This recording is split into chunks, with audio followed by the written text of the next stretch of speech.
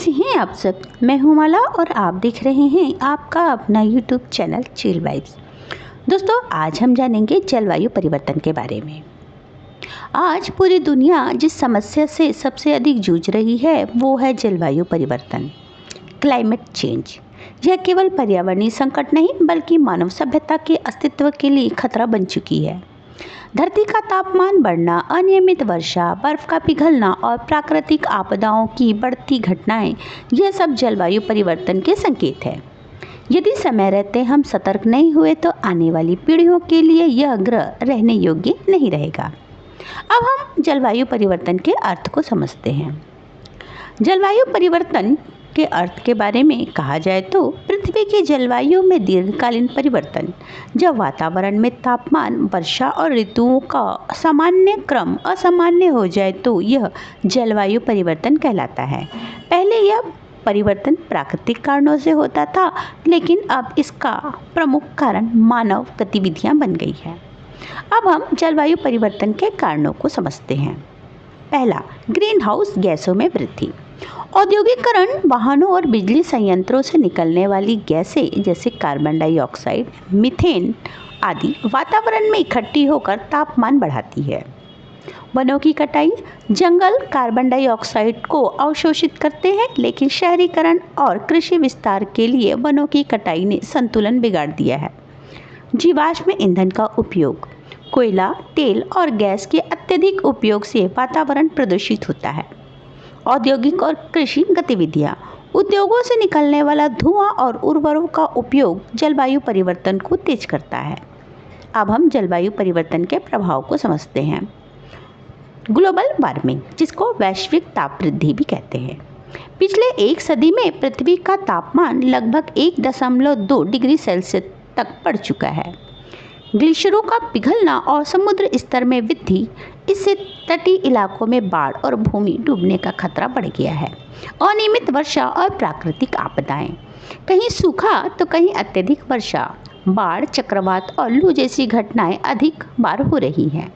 कृषि और खाद्य संकट, तापमान और वर्षा में असंतुलन के कारण फसलों की पैदावार घट रही है। स्वास्थ्य पर भी इसका असर देखने को मिलता है, जैसे तापमान वृद्धि से मलेरिया, डेंगू और लू जैसी बीमारियां बढ़ जाती हैं। जैव विविधता पर इसका प्रभाव ये है कि कई पशु पक्षियों और पौधों की प्रजातियां अब विलुप्त हो रही हैं।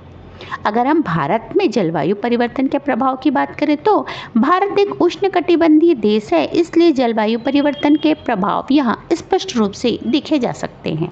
जैसे हिमालयी क्षेत्र में ग्लेशियर तेजी से पिघल रहे हैं, पूर्वी तट पर चक्रवातों की आवृत्ति बढ़ गई है, राजस्थान और मध्य भारत में सूखे की घटनाएं आम हो गई हैं, मानसून का स्वरूप बदल गया है, जिससे कृषि प्रभावित हो रही है।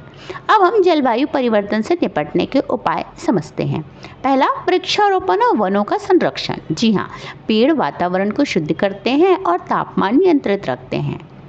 नवीकरणीय ऊर्जा का उपयोग, सौर, पवन और जल ऊर्जा का प्रयोग बढ़ाना चाहिए। ऊर्जा संरक्षण, बिजली की बचत, सार्वजनिक परिवहन का उपयोग और अनावश्यक ईंधन जलाने से बचना चाहिए। औद्योगिक प्रदूषण पर नियंत्रण, उद्योगों को स्वच्छ तकनीक अपनानी चाहिए। अंतर्राष्ट्रीय सहयोग, पेरिस समझौते जैसे वैश्विक प्रयासों के माध्यम से सभी देशों को एकजुट होकर कार्बन उत्सर्जन घटाना चाहिए।